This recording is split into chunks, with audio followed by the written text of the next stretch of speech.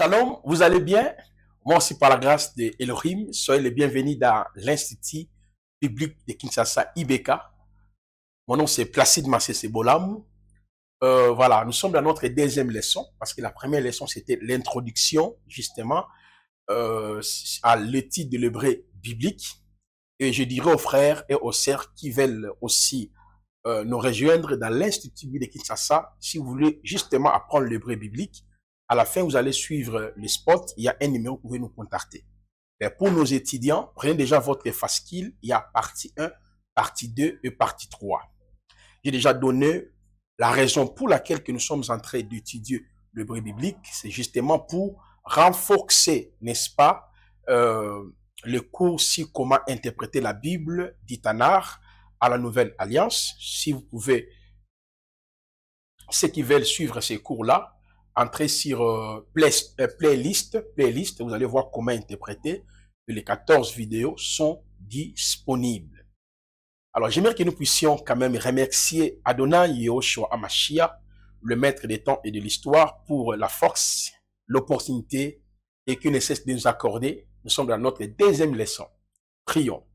Merci Père, maître des temps et de l'histoire, parce que tu as accepté que nous puissions être ensemble avec tes enfants. L'honneur et la gloire revient en toi, Adonai Yehoshua Hamashiach. Parle-nous, guide-nous, oriente-nous pendant ces moments d'enseignement. À ton nom glorieux, Adonai Yehoshua. Amen. Voilà. Nous allons entrer directement dans l'étude. Je vous ai dit, si nous sommes en train d'étudier l'hébreu biblique, c'est pour que nous puissions comprendre exactement le texte d'Itanar de l'Ancien Testament, parce que Yehoshua dit la loi, le psaume, le prophète, autrement dit, les Ha-Torah, les Ha-Nevim, les Ha-Ketuvim, comme je le dis, il est question de lui. Nous aurons ce cours chaque dimanche et jeudi et dimanche. Cela veut dire, si aujourd'hui nous sommes dimanche, à partir de 20 h, l'heure de la RDC, et jeudi aussi à partir de 20 h, l'heure de la RDC, et dimanche à partir de 20 h, l'heure de la RDC. Là, le cours sera diffusé seulement en privé avec les étudiants. Mais nous sommes en train justement d'introduire 3 ou 4 vidéos, puis c'est fini. Le reste, le détail, n'est-ce pas, en privé. Chaque étudiant sera capable de lire le texte qui est devant lui. Par exemple, il est écrit « Bershit bara Elohim et ha-shamayim ve et haaretz ».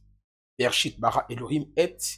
Vous serez capable de lire ces textes en hébreu et de comprendre aussi le sens des termes et des mots qui ont été traduits en français.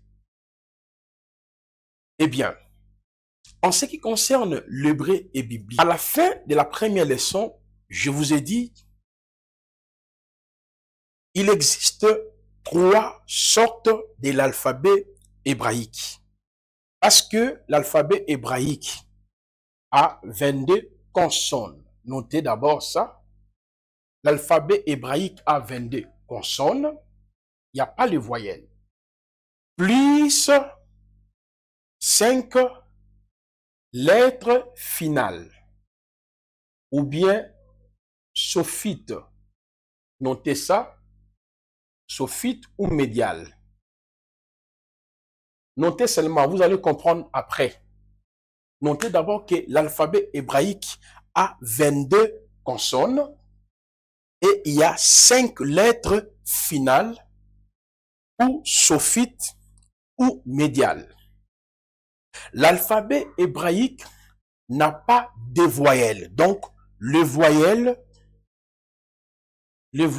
n'existent pas dans l'alphabet hébraïque. Je parlerai plus tard sur le 2 systèmes de vocalisation. C'est-à-dire, il y a 2 systèmes de vocalisation. Les voyelles ont été créées dans 2 temps. On aura le temps d'expliquer. Mais dès le début, l'hébreu biblique n'a pas le voyelle. Il n'y a que 22 consonnes. Maintenant, parmi ces 22 consonnes, il y a 5 consonnes qui ont des formes finales. On appelle forme finale, sophite ou médiale. On va étudier ça ensemble avec vous. Mais vous notiez d'abord. Et l'hébreu se lit pas comme en français. S'écrit pas comme en français. Chez nous, en français, nous lisons de gauche, n'est-ce pas? De gauche à droite. De gauche à droite. Bonjour, comment ça va? Vous allez bien? Vous commencez de gauche à droite. Mais l'hébreu, c'est de droite à gauche. Est-ce que vous comprenez?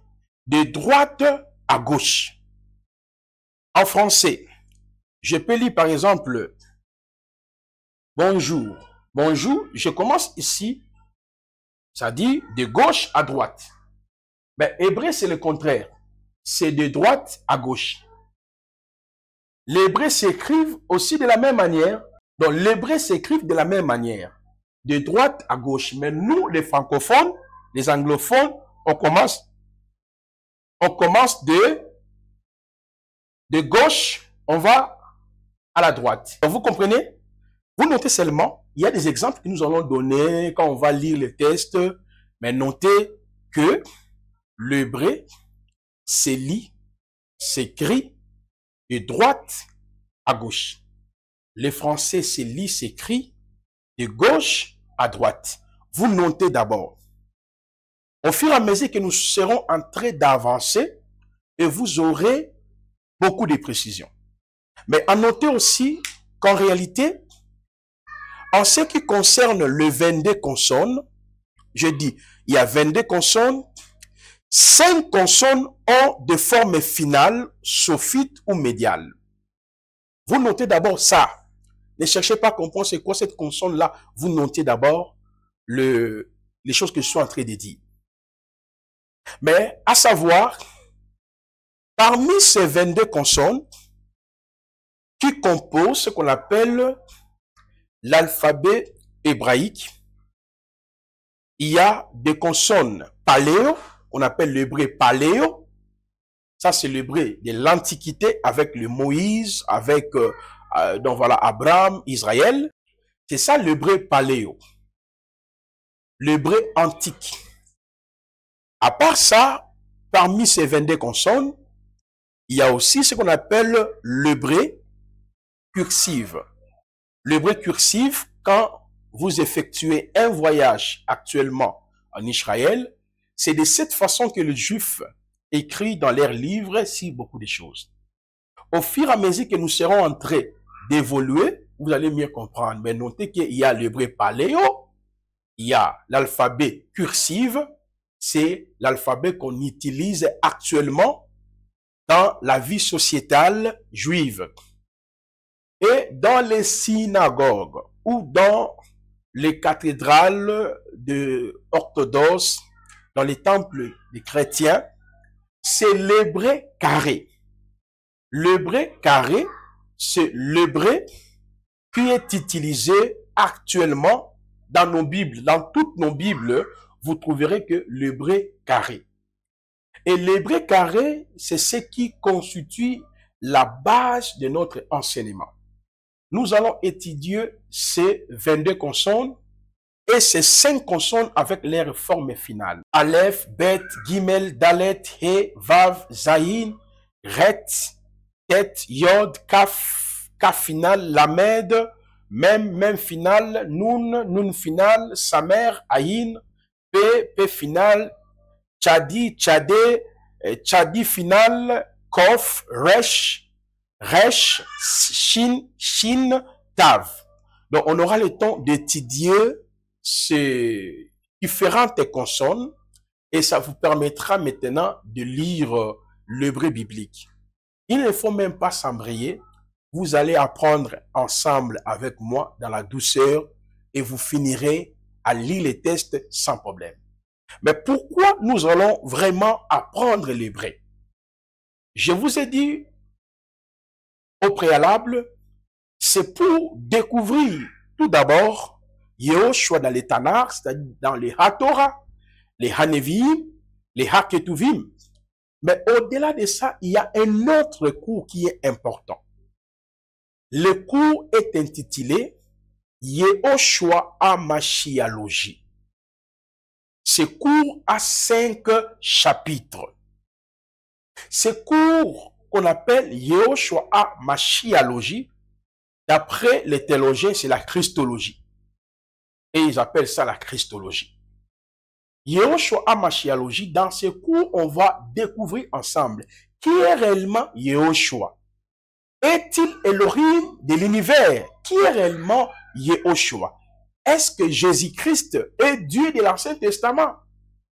Est-ce que c'est lui qui a créé toutes choses? Parce que selon les chrétiens, il y a une division énorme. Il y a le binitariste, il y a les trinitaristes, il y a les trithéistes, le 5 courants que nous avons introduit sur le cours, la pneumatologie. Mais c'est ici que nous allons bien étudier ces différents courants au sujet de la personnalité de Yehoshua. Est-il Elohim créateur? Parce qu'il a dit, Dieu m'a envoyé, Dieu m'a créé, glorifie-moi de la gloire que j'avais auprès de toi avant que le monde soit formé. Il priait le Père à la croix. Il a dit, Père, Père, pourquoi m'as-tu abandonné? Il dit, je m'en vais au Père. C'est le Père qui m'a envoyé. C'est le Père qui l'a ressuscité des morts.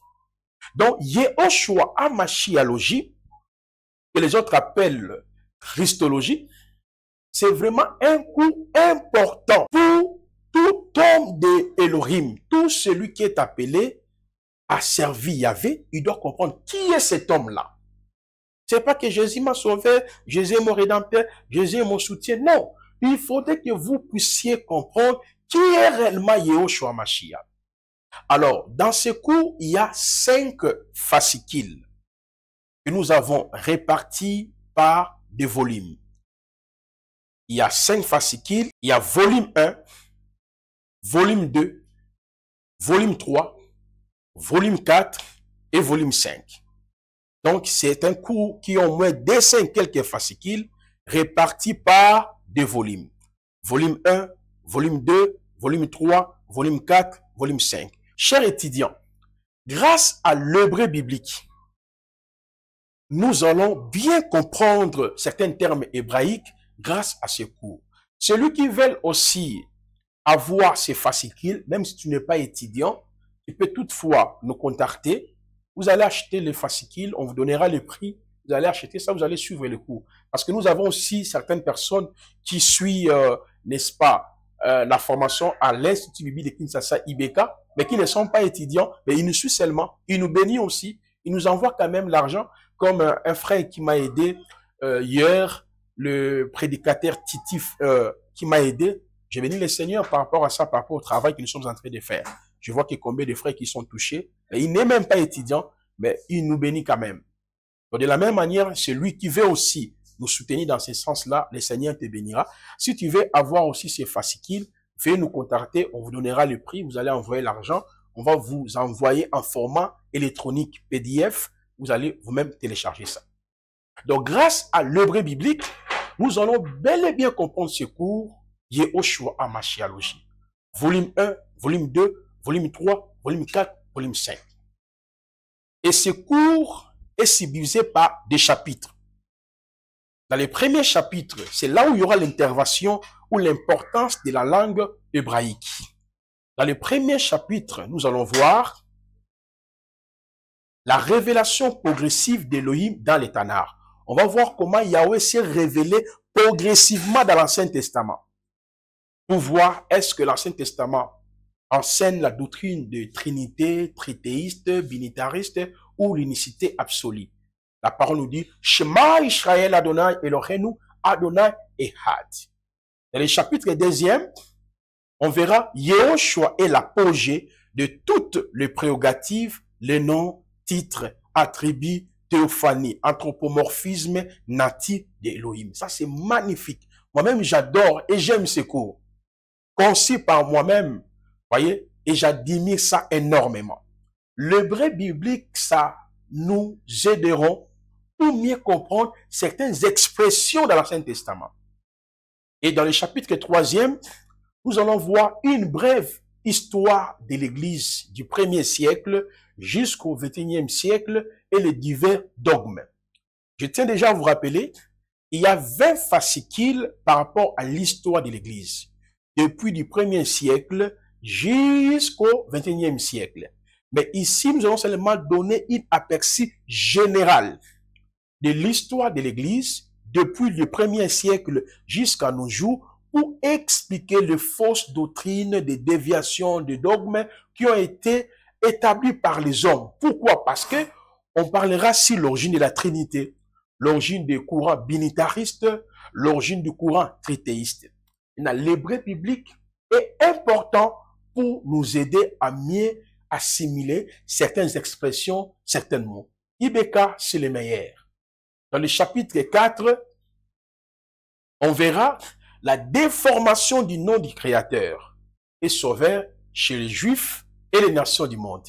Il y en a qui parlent de Jésus, Yeshua, Yehoshua, Yeshua, Yahshua, Jésus, plusieurs noms. C'est là que nous allons expliquer pourquoi il y a eu la déformation du nom du Sauveur. Quand on dit Yehoshua, pourquoi les autres sont dérangés? Pourquoi Jésus? Pourquoi Yeshua? Pourquoi Jesus Christ? Pourquoi plusieurs noms? On aura le temps vraiment d'étudier ces choses. L'hébreu biblique jouera un grand rôle dans ce sens pour pouvoir nous aider. Et dans le chapitre dernier, l'historicité de compilation des 66 livres du canon de la Bible. Là, nous allons expliquer comment la Bible a été compilée. Le corpus de la Bible, les fragments, les différents codex de la Bible. C'est vraiment important. Si tu es enfant d'Élohim, prophète, apôtre, docteur, évangéliste, tu dois connaître comment ton livre a été compilé. Voilà l'importance de la langue hébraïque. Ça te permettra de comprendre le fragment, ça te permettra de comprendre le corpus, il y a eu combien de manuscrits, il y a eu comment la Bible a été compilée, comment les traducteurs ont fait leur travail pour arriver là où nous sommes. Et on retourne maintenant sur l'hébreu biblique. Vous comprenez l'importance que le cours de l'hébreu biblique jouera via ce cours Yehoshua Hamashiachologie.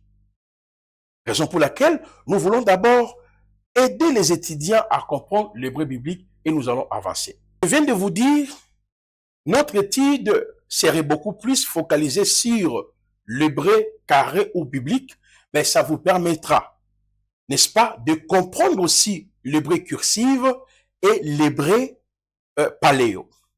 Par exemple, ici, nous sommes dans l'hébreu carré. Je viens de vous dire, l'alphabet hébraïque est composé que de consonnes, il n'y a pas de voyelles. Il y a parmi le 22 consonnes, il y a 5 consonnes qui ont des formes finales. Prenez le syllabus volume 1. Nous sommes dans le syllabus volume 1. Volume 1. Voilà.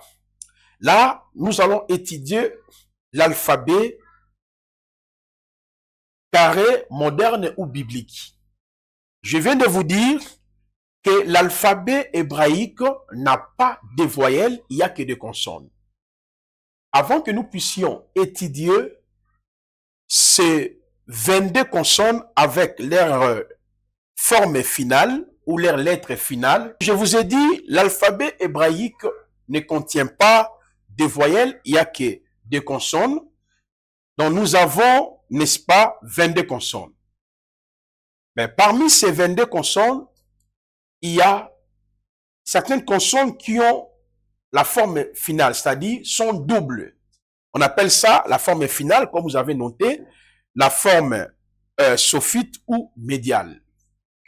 Avant que nous puissions lire, prenez déjà votre fascicule parce qu'il y a volume 1, volume 2, volume 3, page 4. Volume 1, page 4. Veuillez encercler là où on a écrit CAF. Il y a des CAF. Encerclez le décaf là et vous écrivez en dessous 1. Je pense que ça va. Voilà. Encerclez comme ça, écrivez 1. Donc vous voyez, il y a CAF normal, il y a CAF final. Rappelez-vous que je vous ai dit que l'hébreu se lit de droite à gauche. S'écrivent aussi de droite à gauche. Maintenant, vous anticipez, encerclez aussi le même, le 2 même là. Premier même, c'est la forme normale. Deuxième même, c'est la le même final. Vous mettez en dessous 2. Après, vous prenez nun. Là où on a en dessous, là où on a écrit nun, vous encerclez aussi nun. Donc, vous écrivez en dessous 3. Donc, vous voyez, il y a kaf normal et kaf final. Il y a même final. Il y a nun normal, il y a nun final. Et puis, vous sautez, vous prenez le P. Là où on a écrit P.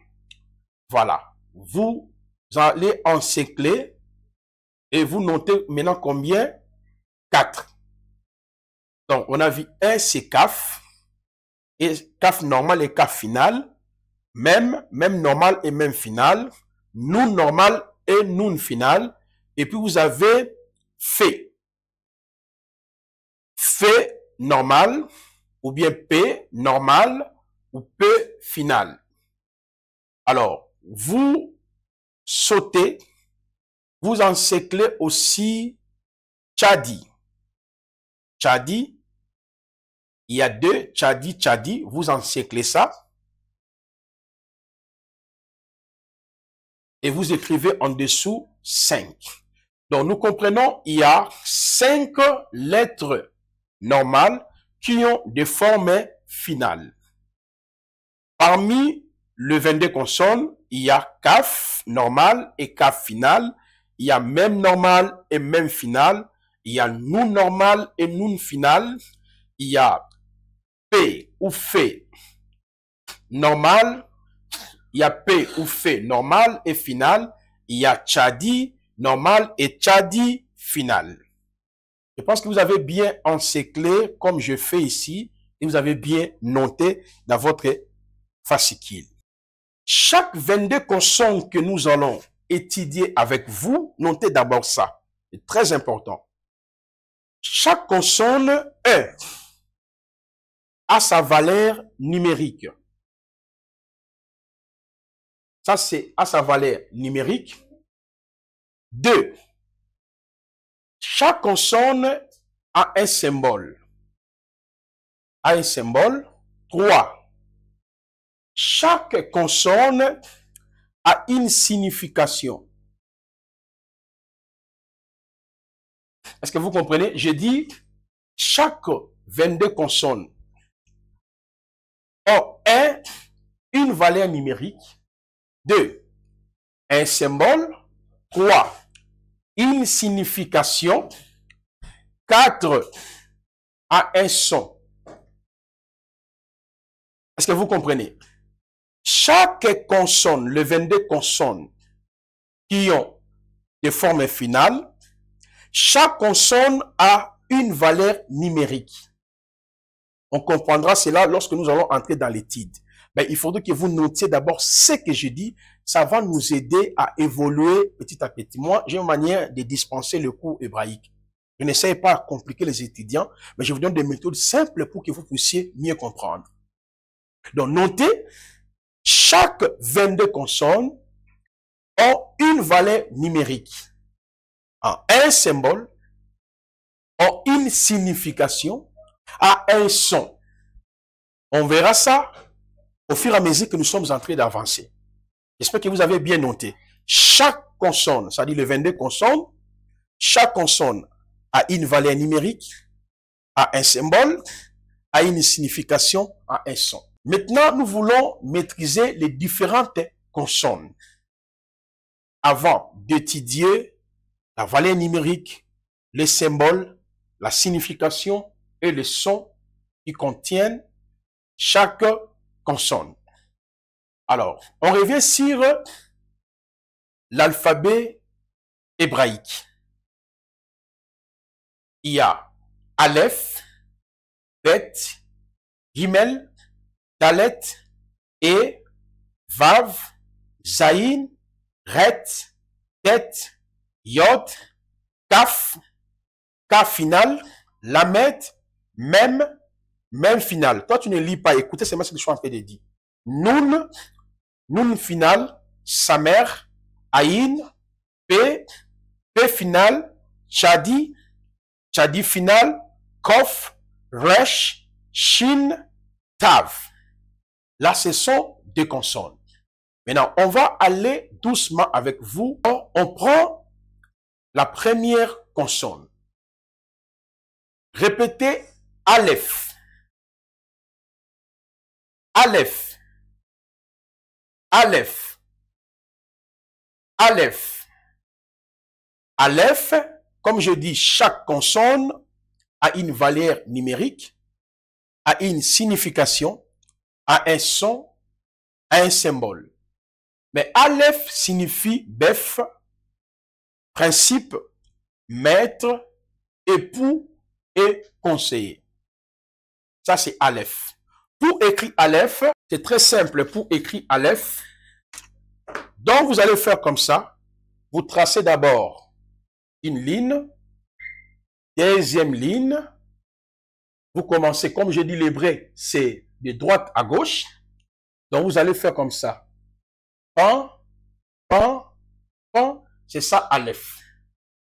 Donc Aleph, c'est la première lettre de l'alphabet hébraïque, qui signifie bef, qui signifie principe, qui signifie principe, maître, époux, conseiller. Répétez Aleph. Aleph.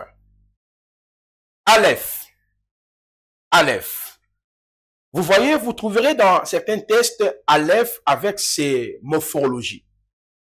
Ça, c'est la morphologie de Aleph. Vous trouverez Aleph avec cette morphologie ou bien Aleph de cette façon, c'est toujours la même chose. Répétez Aleph. Encore Aleph. Aleph. Aleph. On va prendre maintenant la deuxième consonne. Prendre une autre consonne, c'est bête. Regardez, vous commencez par ici, vous descendez, vous arrivez, voilà, ce qu'on appelle bête. Répétez Aleph. Aleph. Bête. La lettre bête, je vous expliquerai pourquoi il y a bête avec point, bête sans point. Ça, c'est après. La lettre bête signifie maison, nid, tente, palais, résidence. Et je vous expliquerai, là c'est en privé, le son de la lettre bête, parce qu'on dit bête et bête. Là, vous aurez les détails après. Lisez seulement Aleph, bête. Aleph, bête. Aleph, bête. Lit bête, lorsqu'il y a le point ici. Là, c'est après. Mais ici, lisez seulement Aleph, bête. Aleph, bête. Bête. Répétez, bête. Bête, lorsque il y a 100 points. Mais lorsqu'il y a le point là qu'on appelle dagesh, notez, lorsqu'il y a dagesh, on dit bête. Bête, bête. Répétez, bête. Bête. Commencez toujours à droite. Bête. Bête, c'est lorsqu'il y a 100 points. Le point là, on appelle ça dagesh. Mais lorsqu'il y a le point, on dit bête. Répétez, bête. Bête. Bête. Bête. Aleph. Aleph. Aleph. Aleph. Bête. Bête. Bête. Bête. Alors, on va passer par la troisième lettre. Donc, toujours notre fascicule. Tu peux anticiper la page 14. Hein? Page 14, c'est là où il y a Aleph. Bête. Page 16. Maintenant, page 19. Gimel. Répétez Gimel. Gimel. Gimel qui signifie, c'est la troisième consonne de l'alphabet hébraïque, chameau, comploter, prodiguer et rétribuer. Parce que je vous ai dit, chaque lettre a une signification. Ça, c'est Gimel. On peut aller comme ça. Voilà, ça, c'est Gimel. Donc, il y a Aleph, il y a Bet, il y a Gimel. Donc, on reprend d'abord Aleph, Bet, Gimel. Répétez. Aleph, Bet, Gimel. Aleph, Bet, Gimel. Aleph, Bet, Gimel. Et on peut ajouter Bet. On peut dire Aleph, Bet, Vet, Gimel. Répétez Aleph, Bet, Vet, Gimel. Aleph, Bet, Vet, Gimel. Gimel signifie chameau, comploter, prodiguer et rétribuer. Alors, nous pouvons répéter pour la dernière fois. On reprend parce qu'on a étudié 3 consonnes. La première consonne, c'est Aleph. Aleph, Aleph, Aleph. La deuxième consonne, c'est Bet, Bet, Vet, Vet. Il faut maîtriser très bien la morphologie de la lettre.